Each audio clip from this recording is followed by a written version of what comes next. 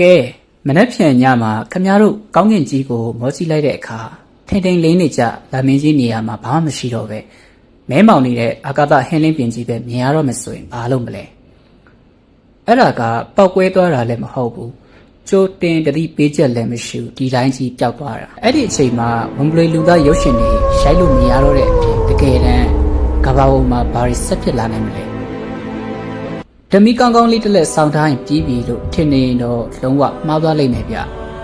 လာမင်းကြီးကမရှိတော့ရင်ကျွန်တော်တို့ကဘာကြီးရဲ့တဘာဝတရားကကက်ဆက်ခွေတဲ့ကဒိုမီနိုတုံးတွေလို့တစ်ခုပြီးတစ်ခုပြိုလဲပျက်စီးသွားမှာပါအဲ့ဒီအကျိုးဆက်တွေကလည်းရှော့တွက်လို့မရအောင်ရက်ပိုင်းအတွင်းချက်ချင်းပြလာမှာဖြစ်ပါတယ်ပထမဆုံးတိတိတတ်တာပြောင်းလဲသွားမှာကတော့သမှုတရားတွေပဲဖြစ်ပါတယ်အခုလက်ရှိမှာလာကဘာရဲ့ဆွဲငင်အားက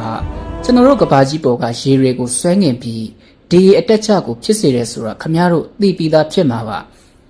အကယ်၍လာမင်းကြီးကမရှိတော့ရင်ပင်လေဒီရေတွေကလုံးဝအုပ်လုံးပျောက်ကွယ်သွားမှာမဟုတ်ပြီမဲ့ရေလိုင်းတွေရဲ့အရှိန်က60ရာခိုင်နှုန်းကနေ90ရာခိုင်နှုန်းအထိချက်ချင်းကြီးရောကျသွားမှာဖြစ်ပါတယ်ဒါဟာ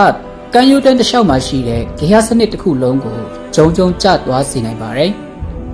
ဒီအတက်ကြကိုမှီခိုပြီးအစာရှာရတဲ့မျိုးပွားရတဲ့ကနန်းတွေခရုတွေနဲ့ပင်လယ်ငါးတချို့ဟာညတွင်းချင်းပဲမျိုးတုံးမဲ့အန်ဒီရဲ့နဲ့ရင်ဆိုင်ရပါလိမ့်မယ်။နောက်ပြီးညဘက်တွေကပိုပြီးတော့လဲမှောင်မိုက်လာပါလိမ့်မယ်။လာရဲ့အလင်းအားမရှိတော့တဲ့အတွက်ဈေးကွက်တွေချင်းသိပ်တွေလို့ညဘက်အစာရှာတဲ့သတ္တဝါတွေဟာအမဲလိုက်ဖို့အရန်ခက်ခဲသွားမှာဖြစ်တယ်လို့အမောင်ထုကိုအကာအကွယ်ယူပြီးပုံနေရတဲ့သားကောင်တွေအတွက်လည်းညကဘာကြီးကပိုပြီးအန်ဒီရဲ့များလာမှာမို့တကဘာလုံးရဲ့အစာကွင်းဆက်ကြီးတစ်ခုလုံးကမောက်ကမဖြစ်ကုန်ပါလိမ့်မယ်ဗျဒါပေမဲ့ဒီရေတွေပျော့သွားတာကကဘာကြီးရဲ့ဟန်ချက်ပြတ်သွားတာနဲ့ရှင်ဘာမှမဟုတ်သေးဘူးဗျလာကဘာကြီးကကျွန်တော်တို့ကဘာကြီးရဲ့သွားလာလှုပ်ရှားမှုကိုထိန်းချောင်းပေးထားတဲ့အရန်ပိန်းတစ်ခုလို့ပြောရမှာပါကဘာကြီးရဲ့ဝင်ရိုးဆောင်ကို23.5ဒီဂရီဝန်းကျင်မှာတည်ငြိမ်နေအောင်သူကဆွဲထိန်းပေးထားတာပါဒီဝင်ရိုးဆောင်ကြောင့်ပဲကျွန်တော်တို့ရှိမှာနေမိုးဆောင်ဆိုပြီးခမန်းရလွယ်ကူတဲ့ယာဒီဥတုတွေရှိနေတာဖြစ်ပါတယ်အဲ့ဒီလိုထိန်းပေးမယ်လာမင်းကြီးသာမရှိတော့ရင်ကဘာကြီးရဲ့ဝင်ရိုးဆုံးကအထင်ကိုမရှိပဲဟိုရင်ဒီရင်နဲ့စတင်တုံခါလာပါလိမ့်မယ်ဒါကတကယ့်ကိုကဘာပြက်မဲ့ယာဒီဥတုတက်ဆိုးကြီးပါဗျအချိန်ကြာလာတာနဲ့အမျှကဘာဝင်ရိုးက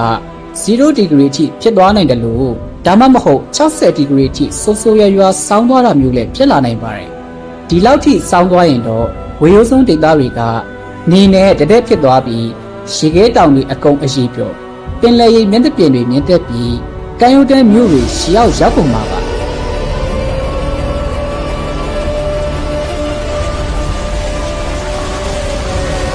တချို့တိုက်ကြီးတွေကလာနဲ့ချီပြီးအေးခဲမှောင်မိုက်နေချိန်မှာတချို့နေရာတွေကတော့မီးလောင်မတက်ပြင်းထန်တဲ့အပူဒဏ်ကိုလာနဲ့ချီခံစားရမှာဖြစ်ပါတယ်။အော်ဒါတင်မကသေးဘူး။ခင်ဗျားတို့ရဲ့လက်သက်နိုင်တွေကပြန်ပြင်ရပါလိမ့်မယ်ဗျ။ဘာလို့လဲဆိုတော့တရက်တာအချိန်တွေကအရန်ကိုတိုးတောင်းသွားမှာမလို့ပါ။အခုလက်ရှိမှာတော့ဒါမင်းကြီးရဲ့ဒီပတိုက်မှုအားကကဘာကြီးလဲပတ်မှုကို break out ပေးတယ်လို့တဖြည်းဖြည်းချင်းထိမ့်ပေးထားလို့ကျွန်တော်တို့တရက်ကို24နာရီဆိုပြီးတက်တောက်တက်တာရနေတာပါလာကဘာရဲ့ break တာမရှိတော့ရင်ကဘာကြီးကအချိန်ဟုန်ပြင်းပြင်းနဲ့ပိုပြီးမြန်မြန်လဲလာပါလိမ့်မယ်လွန်ခဲ့တဲ့နှစ်တန်းပေါင်းများစွာလာမင်းကြီးကောင်းကောင်းမဖြစ်တည်ခင်တုန်းကဆိုရင်ကဘာပေါ်မှာတရက်ကို6နာရီပဲရှိခဲ့တာပါအကယ်၍လာကဘာတာပျောက်သွားရင်ကျွန်တော်တို့ကဘာမှာချက်ချင်းကြီး6နာရီဖြစ်သွားမှာမဟုတ်ပေမဲ့ကဘာကြီးရဲ့လေပတ်နှုံးမြန်လာတာနဲ့အမျှတရက်တာအချိန်တွေကမျက်စိထမိတ်အတွင်းကုံဆုံးသွားလို့ခံစားရစေမှာပါကဘာကြီးအလဲမြန်လာရင်လေထုထဲမှာလည်းအပြောင်းလဲကြီးဖြစ်လာမယ်ဗျတနာရီကိုမိုင်ယာချီနှုံးနဲ့တိုက်ခတ်မဲ့အစမတန်ပြင်းထန်တဲ့စူပါမုန်တိုင်းတွေကကဘာအနက်မှာအမြဲတမ်းတိုက်ခတ်နေပါလိမ့်မယ်ကျွန်တော်တို့ရဲ့လူသားမျိုးနွယ်တွေတိဆောက်ထားတဲ့ခစ်ပေါ်မျိုးပြတွေဟာဒီလိုအလွန်အမင်းပြင်းထန်တဲ့လေထုဒဏ်ကိုခံနိုင်ရှိမှာမဟုတ်ပါဘူးကဲဒါဆိုရင်မနှက်ပြန်လာမင်းကြီးပျောက်သွားရင်ဘာဖြစ်မလဲဆိုတဲ့မိကုံးရဲ့အဖြေကိုပြီးလောက်ပြီးထင်ပါတယ်အစပိုင်းမှာတော့ညဘက်တွေပုံမောင်သွားမယ်ပင်လယ်ပြင်ကြီးတိတ်ဆိတ်သွားမယ်ဒါပေမဲ့ရာစုနှစ်အနည်းငယ်အတွင်းမှာပဲကဘာကြီးက ပြင်းထန်တဲ့ရာသီဥတုမမှန်ကန်တဲ့ရာသီစက်ဝန်းတွေနဲ့ကြောက်စရာကောင်းတဲ့မုန်တိုင်းတွေပြည့်နှက်နေတဲ့လူနေလို့မရတဲ့ကန္တာရဇိုးကြီးဖြစ်သွားမှာပါလာမင်းကြီးဆိုတာညဘက်မှာလှအောင်ထွန်းထားတဲ့မီတီတစ်လုံးဒါမှမဟုတ်ကောင်းကင်ကကြောက်ခဲကြီးတစ်လုံးတစ်သက်မဟုတ်ဘူးဗျသူကကျွန်တော်တို့ကဘာကြီးကိုတက်ရှိတွေရှင်သန်နိုင်အောင်ထိန်းချုပ်ပေးထားတဲ့အတန်တိတ်အဆောင်အရှောက်ကြီးဖြစ်ပါတယ်ကဲနောက်တစ်ခါညဘက်ကောင်းကင်ကြီးကိုမောကြည့်တဲ့အခါကျွန်တော်တို့ရဲ့ဒီအဖိုးတန်အာကာသအိမ်နီနာချင်းကြီးကိုကျေးဇူးတင်ဖို့မမေ့ပါနဲ့ဗျဘာလို့လဲဆိုတော့သူသာမရှိရင်ကျွန်တော်တို့လည်းဒီနေရာမှာရှိနေမှာမဟုတ်တော့လို့ပါ